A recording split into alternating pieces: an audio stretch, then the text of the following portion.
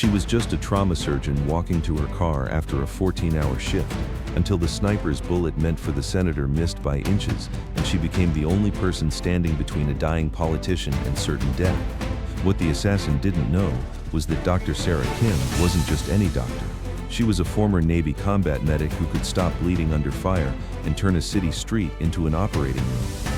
Welcome to another incredible story that proves heroes walk among us every single day.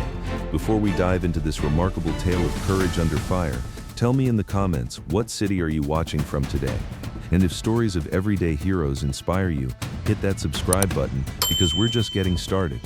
The digital clock on the trauma bay wall read 11:47 p.m. when Dr. Sarah Kim finally stripped off her blood-stained surgical gloves.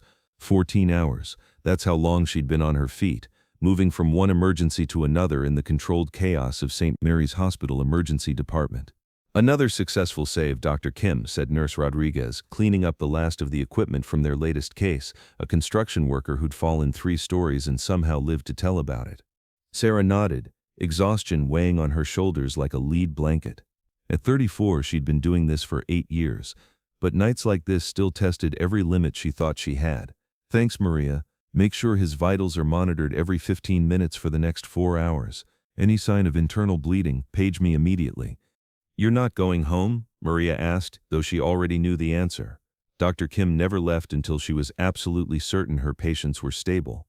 "Just want to check on the motorcycle accident from this afternoon one more time," Sarah replied, already walking toward the recovery ward. This was Sarah's routine: check, double-check, then check again. It's what had kept her patients alive through countless emergencies, and it's what had earned her the reputation as one of the best trauma surgeons on the East Coast. But tonight, her thoroughness would save more than just her patients. The motorcycle victim, a young college student named Marcus, was sleeping peacefully when Sarah entered his room. His vitals were strong, the internal bleeding had stopped, and the surgery to repair his spleen had gone perfectly. Sarah made a few notes on his chart, whispered a quick "get better" that he couldn't hear, and finally headed for the exit. The hospital parking garage was nearly empty at midnight. Sarah's Honda Civic sat under a flickering fluorescent light on level B2, looking as tired as she felt. Her footsteps echoed off the concrete walls as she walked, keys jingling in her hand, thinking about nothing more complex than a hot shower and 8 hours of uninterrupted sleep. She was exactly 15 feet from her car when the world exploded into chaos. The first shot came from somewhere high and to the left, a sharp crack that echoed through the garage like a thunderclap. Sarah's body reacted before her mind had time to process what was happening. 8 years of civilian life hadn't erased 12 years of military training. She hit the ground, rolling behind a concrete pillar as a second shot sparked off the pavement where she'd been standing. "What the hell?" she breathed, her heart pounding as adrenaline flooded her system. This wasn't random, this was targeted, professional. That's when she saw him. 50 yards away, near the garage entrance, a man in an expensive suit was stumbling toward the hospital's main entrance. Even in the dim lighting, Sarah could see the dark stain spreading across his white shirt. Blood. A lot of it. Senator James Morrison. Sarah recognized him immediately. His face had been on the news constantly over the past month as he pushed for new healthcare reform legislation, the kind of legislation that made powerful enemies. Another shot rang out, this one closer to the senator, sending him diving behind a parked sedan. Sarah could see he was wounded, his movements awkward and pained. Without backup, without help, he would bleed out in minutes. Sarah's mind raced through her options. She could stay hidden, wait for help, hope the police would arrive in time. It was the smart choice, the safe choice. But Dr. Sarah Kim hadn't become a trauma surgeon by making safe choices. And before that, Navy Hospital Corpsman second-class Sarah Kim hadn't earned her combat medical badge by playing it safe either. "Damn it," she whispered, already knowing what she had to do. Sarah took a deep breath, the way they'd taught her in field medical training. Assess the situation, identify the threat, prioritize the mission, save the life. The sniper was positioned somewhere in the building across the street. She could tell from the angle of the shots. That gave her maybe 30 seconds between each shot, depending on whether he was using a bolt-action rifle or a semi-automatic. The senator was losing blood fast, and every second she waited increased his chances of going into hypovolemic shock. Sarah pulled off her white coat and grabbed her medical bag, the one she always kept in her car, stocked with emergency supplies. Old habits from her Navy days. Always be prepared. Senator Morrison, she called out, loud enough for him to hear but not so loud as to draw the sniper's attention. I'm a doctor. I'm coming to help you. She sprinted from her cover toward the senator's position, zigzagging between parked cars as another shot rang out behind her. The concrete exploded where she'd been a split second before. Sarah slid behind the sedan like a runner stealing home plate, her medical bag clutched against her chest. The senator was conscious but pale, pressing both hands against a wound in his upper chest. Sir, I'm Dr. Kim from the trauma department, she said, immediately shifting into combat medic mode. I need you to move your hands so I can see the wound. There's someone shooting at us, Senator Morrison gasped, his voice weak but alert. I know. I'm going to get you stabilized and then we're getting you inside where it's safe. But right now I need you to trust me and let me work. Sarah's trained eyes took in the wound immediately. Entry point just below the right clavicle, no exit wound visible. The bullet had likely nicked the subclavian artery, survivable if treated quickly, fatal if not. Blood was soaking through his shirt, but the flow wasn't arterial spurting. That was good news. Another shot cracked overhead, shattering the sedan's rear window and showering them with glass.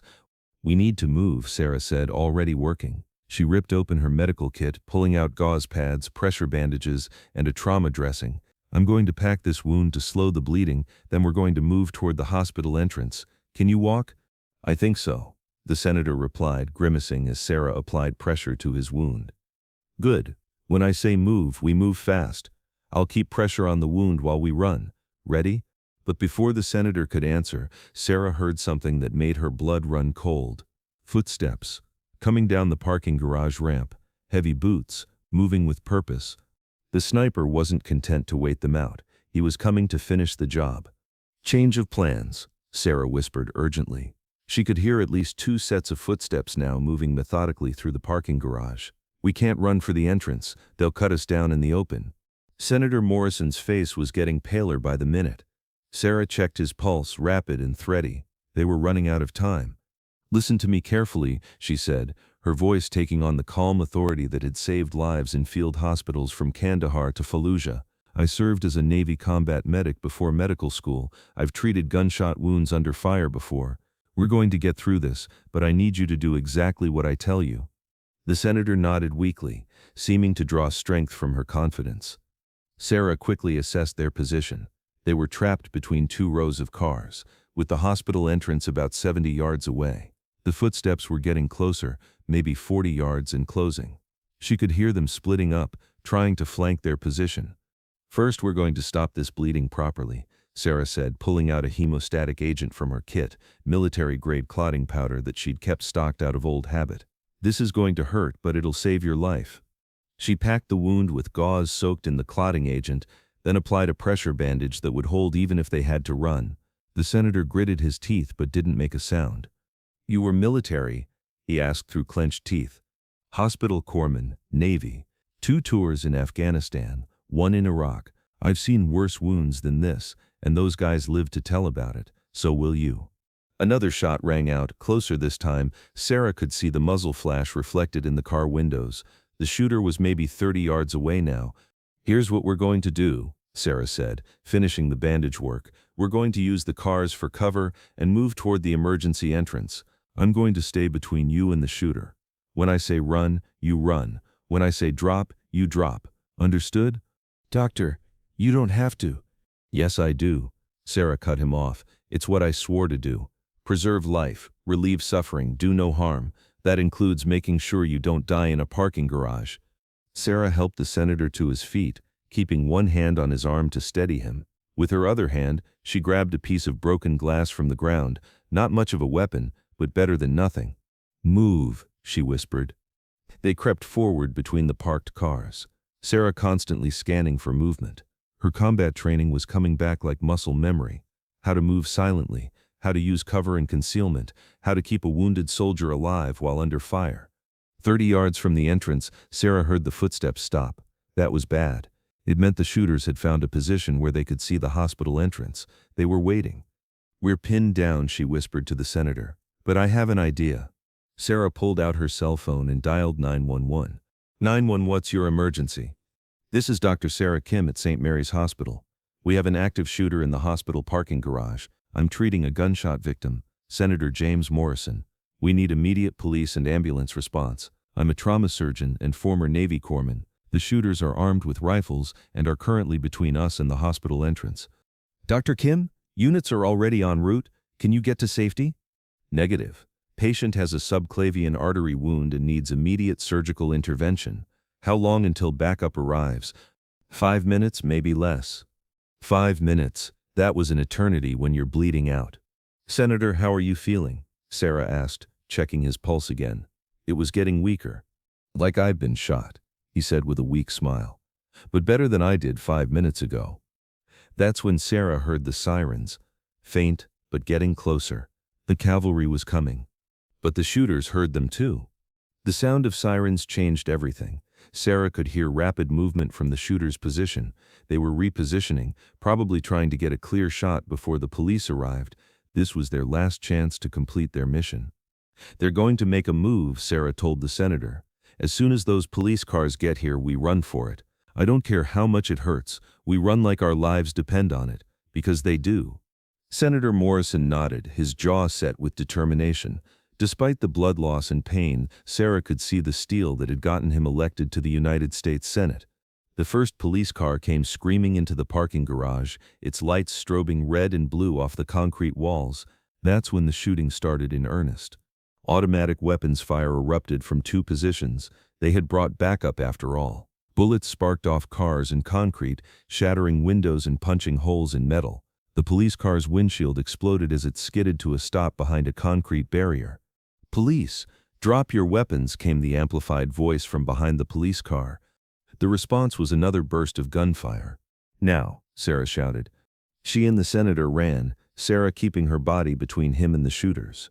They moved from car to car, using each one as cover while the police engaged the attackers. Sarah could hear more sirens approaching, backup for the backup. 20 yards from the entrance. 15. 10. A shot rang out from directly ahead of them. One of the shooters had flanked around and was positioned near the hospital entrance. They were trapped again, caught in a crossfire between the shooters and the police. That's when Sarah's military training took over completely. She spotted a maintenance door on the side of the hospital building, a service entrance that led directly to the basement level. It wasn't the main entrance, but it would get them inside and out of the kill zone. This way, she shouted, supporting the senator as they changed direction. Another burst of gunfire. The senator stumbled, gasping in pain. For a terrifying moment, Sarah thought he'd been hit again, but he kept moving, driven by pure determination and adrenaline. They reached the service door. Sarah tried the handle. Locked. Of course it was locked. Stand back, she said, then kicked the door as hard as she could, right next to the handle. The frame splintered but held. She kicked again. This time it gave way. They tumbled inside just as another shot rang out behind them. They were in a maintenance corridor that Sarah recognized. It led directly to the emergency department. She'd used it before during busy nights when the main hallways were clogged with gurneys and equipment. Almost there, she told the senator, who was barely staying conscious now.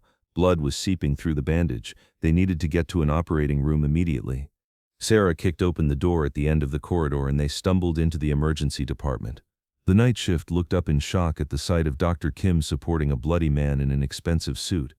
I need a trauma bay now, Sarah shouted. GSW to the chest, possible subclavian artery involvement, and call security minus there are active shooters in the parking garage. The ER exploded into action. Nurses wheeled over a gurney while orderlies cleared trauma bay 1. Dr. Martinez, the night shift supervisor, ran over to assist. Sarah, what the hell happened?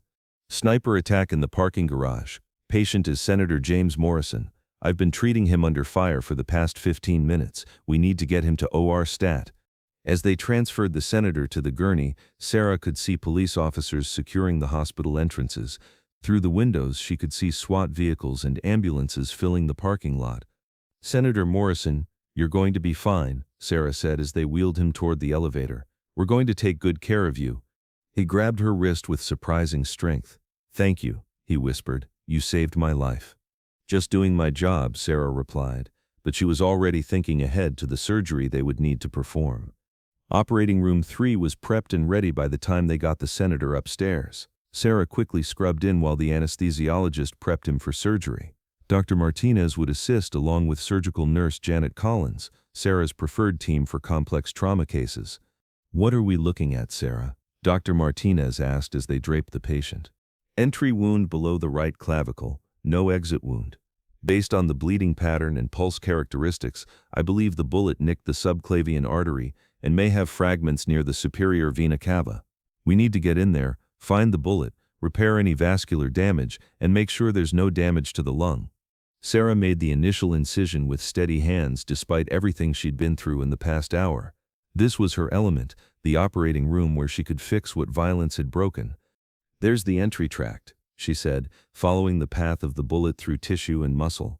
"Suction here, Janet." As they worked deeper, Sarah could see the damage. The bullet had indeed nicked the subclavian artery, causing a slow but steady bleed that would have been fatal within another hour if left untreated. But her field dressing had bought them enough time. "Got it," she said, locating the bullet lodged against a rib. "It's a rifle round, probably .308 caliber, professional grade." Dr. Martinez whistled low. Someone really wanted this man dead. Sarah carefully extracted the bullet, then began the delicate work of repairing the artery. This was microsurgery, requiring perfect precision and years of experience. One wrong move could cause a catastrophic bleed. "Pressure's stabilizing," called out the anesthesiologist. "Whatever you did in that parking garage, Dr. Kim, it worked. His vitals are getting stronger."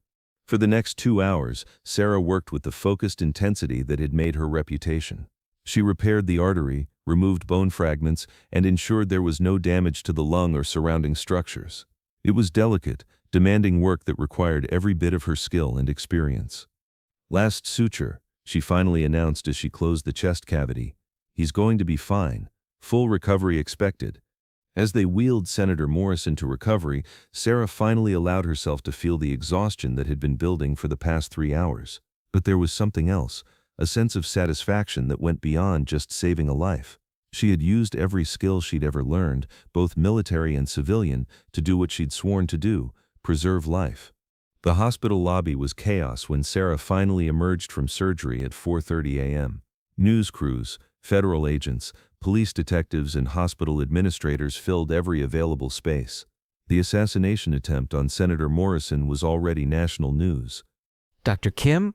A woman in a dark suit approached her, FBI agent Patricia Santos. "I'm with the FBI. We need to debrief you about what happened in the parking garage." Sarah nodded, too tired to argue. Over the next hour, she walked Agent Santos through every detail: the sniper's position, the number of shooters, their equipment, their tactics. Her military experience helped her provide details that civilian witnesses might have missed. "You realize you probably prevented a political assassination," Agent Santos said. "Senator Morrison has been receiving death threats for weeks over his healthcare bill. This was a professional hit." "I just did what I was trained to do," Sarah replied. "Save lives." "Dr. Kim," another voice called. Sarah turned to see Dr. Eleanor Whitman, the hospital's chief of staff, approaching with several people in suits. "These gentlemen are from the senator's security detail. They want to thank you personally." The lead agent, a tall man with serious eyes, shook Sarah's hand firmly. "Dr. Kim, I'm Agent Mike Thompson, head of the senator's detail. We failed tonight. You didn't. The senator is alive because of your actions." "How is he?" Sarah asked. "Stable and asking to see you. But first, there's someone else who wants to speak with you." Agent Thompson led her to a quiet conference room where a familiar figure was waiting. Sarah recognized him immediately: Admiral Robert Hayes, the Navy's Surgeon General and her former commanding officer. "Hospital Corpsman Second Class Kim," he said with a slight smile, using her old military rank. "Admiral Hayes, sir," Sarah replied, automatically straightening to attention. "At ease, Doctor. I flew in as soon as I heard. The senator's security detail called the Pentagon when they learned about your military background. They wanted to make sure you were who you said you were." Admiral Hayes sat down and gestured for Sarah to do the same. "I've been following your career since you left the Navy. Outstanding trauma surgeon, excellent patient outcomes, respected by your peers. But tonight you did something that reminded everyone why hospital corpsmen are called Doc by Marines and sailors around the world." "Thank you, sir." "Sarah, what you did tonight, keeping a patient alive under fire, then performing life-saving surgery, That's the kind of medicine that saves not just lives but democracy itself. Senator Morrison's healthcare bill could help millions of Americans. The people who tried to kill him tonight knew that. Admiral Hayes stood up. I have a question for you. The Navy is developing a new program, elite medical officers who can operate in hostile environments, providing trauma care in situations too dangerous for regular medical personnel. We need doctors with both surgical skills and combat experience. Interested? Sarah thought about it for a moment. Can I give you an answer after I've had some sleep? Of course, but think about it. You could train the next generation of combat medics, teach them how to do what you did tonight. 3 days later, Sarah was back to her regular schedule in the trauma department. The media attention had been intense but brief. She'd refused most interviews, preferring to let her actions speak for themselves. Senator Morrison had been discharged the day before with a full recovery expected. Dr. Kim, you have a visitor, Nurse Rodriguez announced. Sarah looked up from the chart she was reviewing to see Senator Morrison walking into the trauma bay, his right arm in a sling, but otherwise looking healthy and alert. Senator, you should be home resting, Sarah said with a smile. I needed to thank you properly, he replied, and I wanted to give you this. He handed her a small wooden box. Inside was a medal, the Congressional Gold Medal, the highest civilian honor Congress can award. This is too much, Sarah protested. No, it's not enough. You saved my life, Dr. Kim, not just by treating my wound, but by putting yourself at risk to help someone you'd never met. That's the kind of heroism this country needs to see more of. Senator Morrison paused, his expression growing serious. I also wanted you to know, the FBI caught the team that tried to kill me. They were foreign operatives trying to stop the healthcare legislation by eliminating its key supporter. Your actions didn't just save my life, you helped protect American democracy.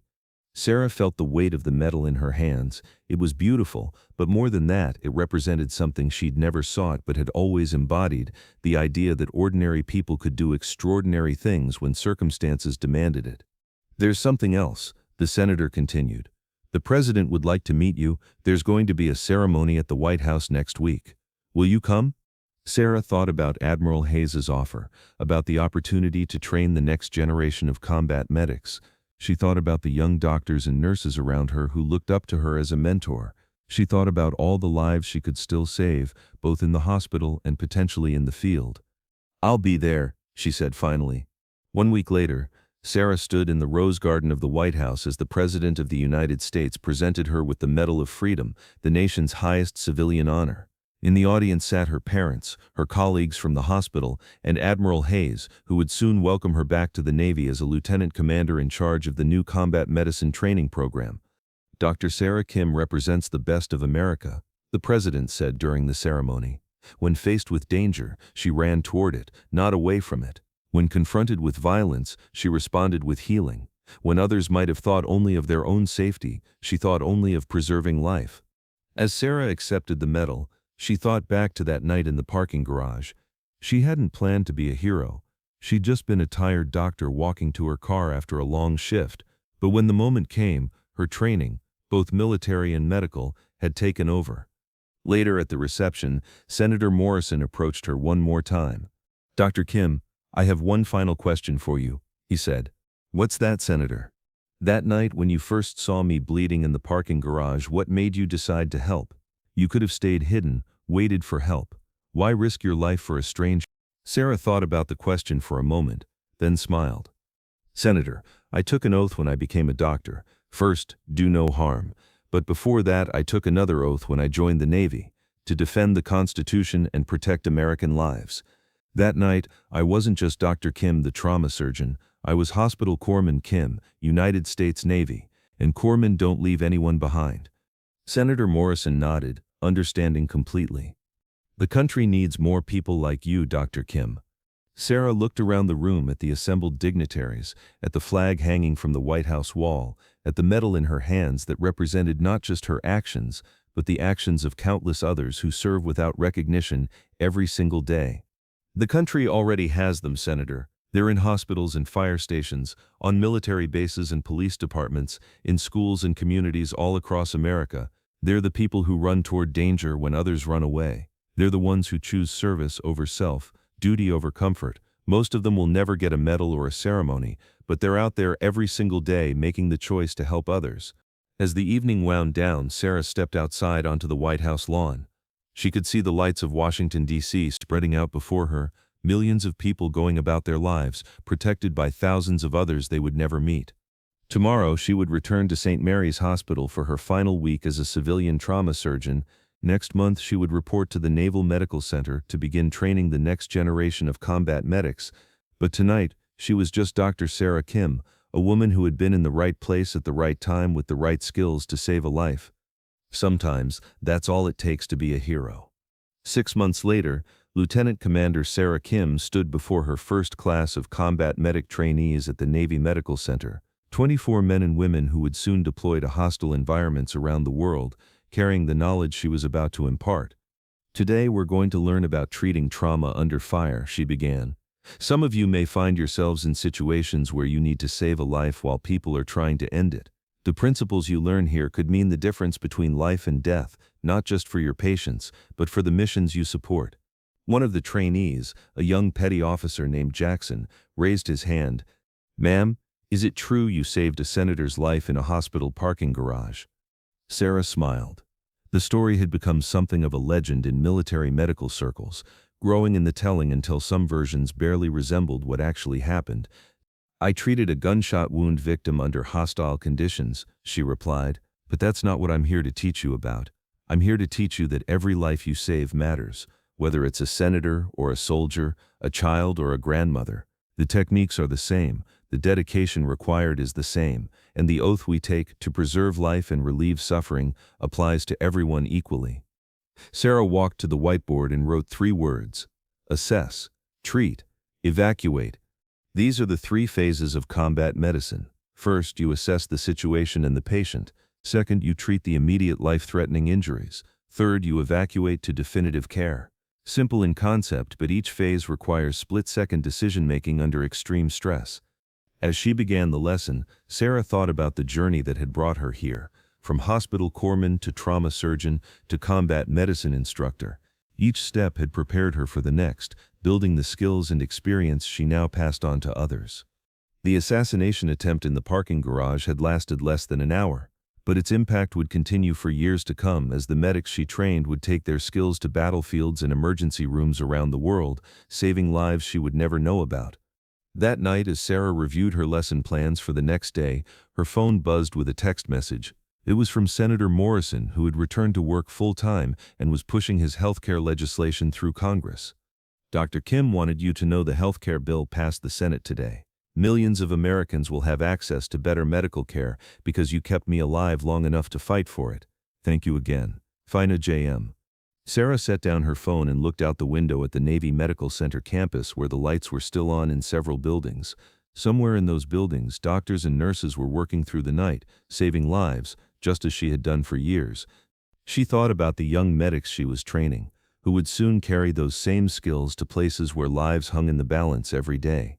She thought about the patients she had saved over the years and the ones she would help save through the medics she trained. Most of all, she thought about that night in the parking garage when a routine walk to her car had turned into the most important moment of her career. Not because of the medals or recognition that followed, but because it had reminded her of something she had always known but sometimes forgotten in the routine of hospital life. Every life matters, every moment matters, and sometimes being in the right place at the right time with the right skills is all it takes to change the world. Dr. Sarah Kim, trauma surgeon, Navy officer and hero, closed her lesson plans and prepared for another day of teaching others to save lives. Because that's what heroes do. They pass it on. This story reminds us that heroes walk among us every single day. They're the doctors and nurses working night shifts, the first responders racing toward danger, the military medics treating wounds under fire, and the ordinary people who make extraordinary choices when the moment demands it. Dr. Sarah Kim's story shows us that heroism isn't about seeking recognition or glory. It's about training hard, staying prepared, and choosing service over self when the moment arrives. It's about using your skills, whatever they may be, to help others in their darkest hour. So I ask you, who are the heroes in your community? Tell us in the comments about the doctors, nurses, first responders, or everyday heroes who have made a difference in your life.